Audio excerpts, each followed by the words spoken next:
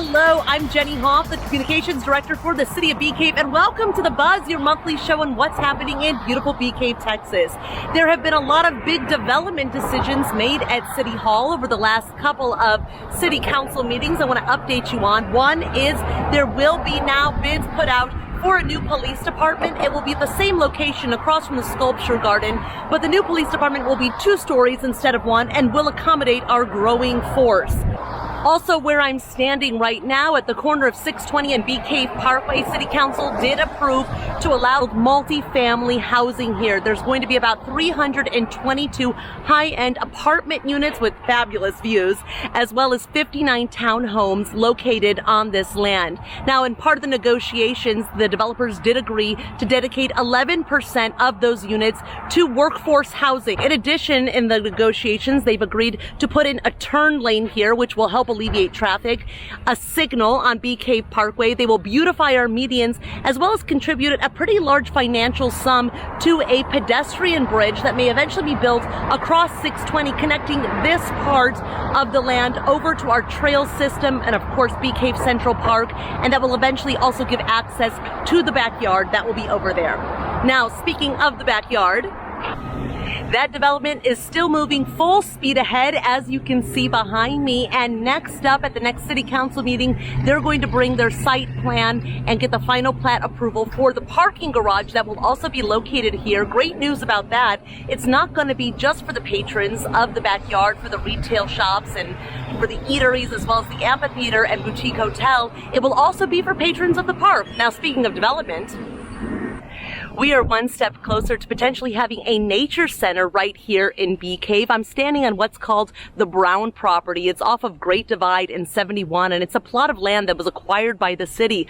Well, the City Council did vote to bring on the architecture firm Rialto, which has created beautiful natural recreational spaces in San Antonio in the Hill Country to help transform this space into a place that still celebrates nature. It's very nature-based, but also has educational activities for our residents, as well as some trails and just beautiful spots for everyone to enjoy. Now, we're still in the preliminary phases. They've just brought on the architecture firm, and there will be plenty of opportunities for community input, so stay tuned for that.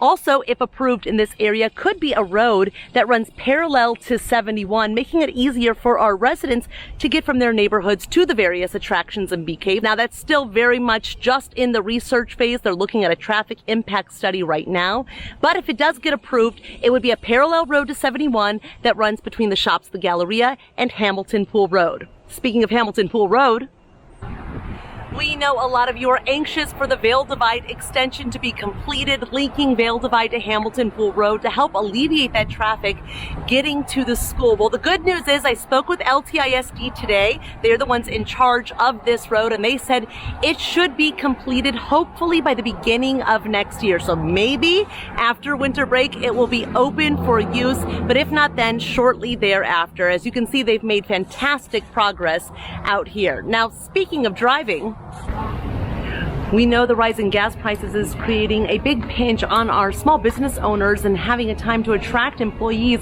to drive from far away to come up to Bee Cave to work. We discussed this issue at our last business roundtable with Mayor Kara King and small business leaders from across the community, and came up with a plan to start distributing gas cards to qualifying employees. Now, the Economic Development Board voted to match up to $15,000 in donations for the gas card fund.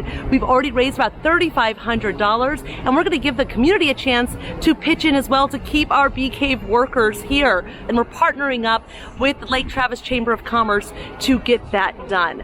This will hopefully equate to $30,000 in the fund to help our small businesses get through the holidays. Now, speaking of the holidays, you're going to want to spend yours in Bee Cave. The Bee Cave City Council approved putting out an ice skating rink right here in this area between the library and the lawn at the Hill Country Galleria for the months of November and December. And this is no glice we're talking about.